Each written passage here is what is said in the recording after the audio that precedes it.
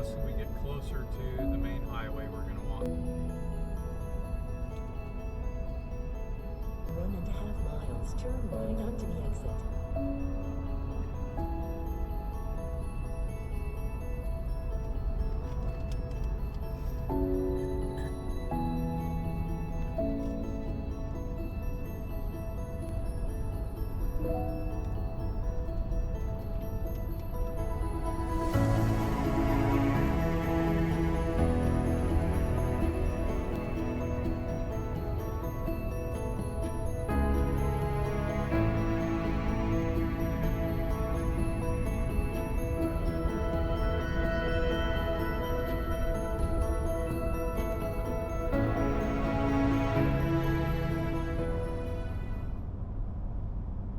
Back on the road again. Stan and Si got their trailer back. The axle's been replaced. And we're heading out of the Palme area through Anchorage out to the Kenai Peninsula. The views on this drive were just amazing. Driving by the Turnagain Arm of Cook Inlet was just gorgeous. And just seems like it just keeps getting better. As you can tell, we ran into a little bit of rain, but we didn't let that get to us too much. I mean, after all, it is Alaska, and it rains a lot up there. Sure enjoyed the views, and we found a really nice campground in Sterling that we were able to stay at. And a little worried still this time of year of not having reservations, but it worked out well. The Moose Crossing RV in Sterling, Alaska, just outside of Soldotna. I'm probably saying that wrong. They also have a food truck park here, so you can come in and enjoy some food trucks. We have not explored much, but they say they have laundry and showers, restrooms.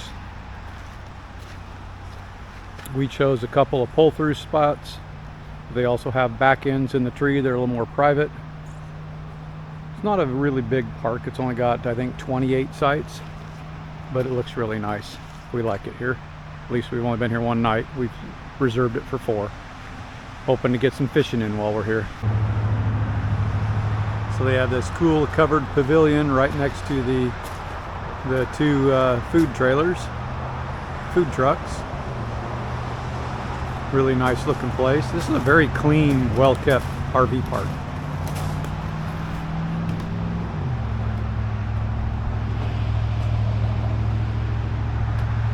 And that looks like the main office. Their bathrooms, they have 2 showers. Very nicely clean, well-kept. They also have a bathroom, very clean and well kept, 2 of them. And their laundry is a stackable washer and dryer. On the honor system, you pay $7 per load. There's a box to pay for it. And I would say a lot of the places we've stayed, this is on the upper tier of cleanliness and just really nice facilities. I'm really impressed. You don't have a fire ring at each campground, but they supply this group fire ring right next to the campground for everybody to enjoy. Pretty nice. Then it was on to Seward. Seward was definitely high on our list of places to go see. The Kenai Fjords National Park being there, and exit Glacier, some of the sites we definitely wanted to make it to. And I've really enjoyed visiting these coastal towns. Valdez, Seward, eventually we made it to Homer. All of them were just spectacular. Seward history dates back quite a while. In 1793, it was a fur trading post. And in the area of where it's at is called Resurrection Bay. Alexander Baranov used the bay during a really bad storm, and when the storm was over and he was able to leave the bay, it was Easter Sunday, so that's how it got its name, Resurrection Bay. The actual town of Seward wasn't established till 1903. Looking at this building, this is one of the original buildings built in the early 1900s. Unfortunately, due to the really bad earthquake in 1964 and fires, there's just not a lot of the original town site left. And it's also got some really cool history with the Iditarod. So from 1909 to the 1920s, dog teams were primarily used to transport goods from Seward inland to Nome, Alaska.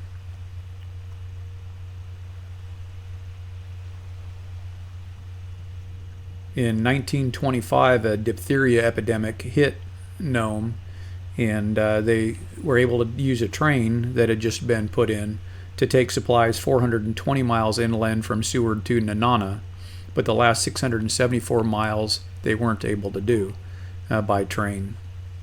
So the dog sled teams were called in. The crazy part is, before this epidemic hit, it would normally take a dog team about 25 days of normal travel to go from Nenana to Nome. Because of the epidemic and needing the medication up there quickly, some extremely brave dog teams were able to do the same run in 6 days. That's just crazy to think about.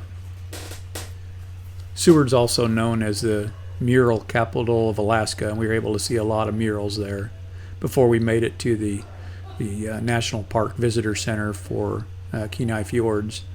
Sonia's got to get those stamps in her passport. It was a nice visitor center with some decent information there. It's amazing how much of this national park is not accessible by vehicle.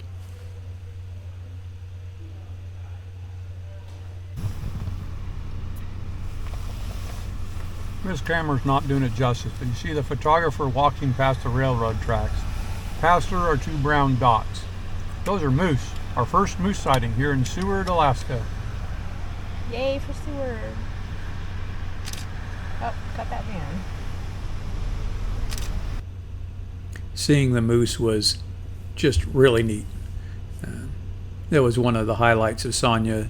She really wanted to see moose on the trip, and it was rather entertaining that they were right next to an airport and the railroad tracks and not out in all the wilderness we'd been driving through, but all in all, they were still moose, and it was neat to see them. And then we were able to make it all the way up to Exit Glacier itself, and really enjoyed this part of the park. Here we are at Exit Glacier. It's a pretty nice pavilion. And then they have these year markers here. This is 1917. So according to this, in 1917, the foot of the glacier would be right here. As you can tell, it's not there anymore. Let's go for a hike. The paths were nice and level. I think you'd be able to take a wheelchair on most of this trail that we took and still be able to see quite a bit of it. It was just a really well-kept trail, really beautiful area, and being able to see the glacier was really, really neat. Later, you'll see me walk out and onto the rocks to get a closer look. You could actually feel the wind coming down off the ice field over the glacier and tell that it was much cooler than normal.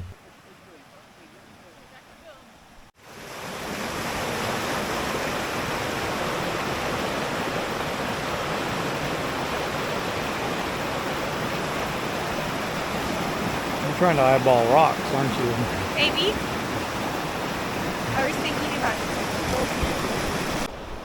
Where are we? We're at Exit Glacier. Cool. Kenai Fjords National Park. Yes. Do you even know how many national parks you visited now? No. Huh. No, I We might have to add those up one day. Yeah, I have no idea either. And there it is. Exit Glacier.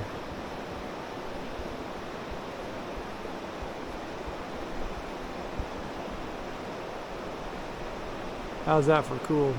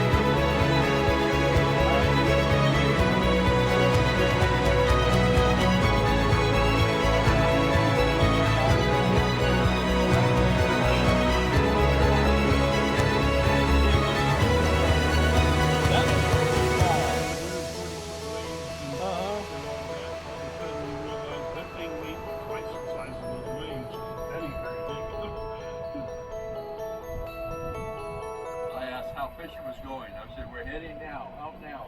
Ask her if she's coming today. As we were leaving the Port and Homer to go out fishing, Crabbing season yet? we saw the time bandit. I don't see the pots. I've seen it on TV, and I have to say, after watching it on TV and seeing it in person, it does not look big enough to be out there in the waves that they go through during the show Deadliest Catch. It was just crazy to think. First part of the morning we went out, the weather wasn't the greatest, and we ended up getting a little visitor. Used the boat until we got closer to shore and then took off from there. And then we moved to another location and out just at the mouth of the Ketchimack Bay, and the seas were a lot calmer and the fishing was better out here. I just couldn't get over the sheer beauty of the area. I mean, it's just, I keep saying it over and over again, just how awesome Alaska was. I mean, it was really, really hard to explain it. I mean, the rock cliffs, the mountains that are like right there next to the ocean. I mean, this is the Cook Inlet in the Ketchimack Bay area. Just gorgeous. And we got lucky when we moved to this new location and started fishing, and the weather cleared up and the seas calmed. We got fish on, and it was a lot of fun bringing this fish in, and this was the biggest fish of the day. Good job, Stan. Yeah, you got to give credit to my cousin Dan. He volunteered to take us out fishing on his boat. His fishing gear, he knew the fishing area. He's the one that got us in the fish. It was just a great time being able to catch up with him. I have not seen him or been able to talk to him in years. And yeah, just being able to catch up with him and be out there and enjoy the water and just have such a great time fishing. I mean, I couldn't ask for much more, other than the wives weren't able to come with us just with the way things worked out. We were hoping they'd be able to come out, but we were hoping to have 2 days fishing, which we didn't have. But all in all, great time. Okay, here you go. Oh, nice one. Woohoo! Your job is to hang on. That's a nice fish right there. Your job is to hang on to that lead as soon as you can. Then we thought we had more fish on, and I got pretty excited and reeling in things in, but nope, not to be. At least this time. We caught other fish, so no big deal, but yeah, this is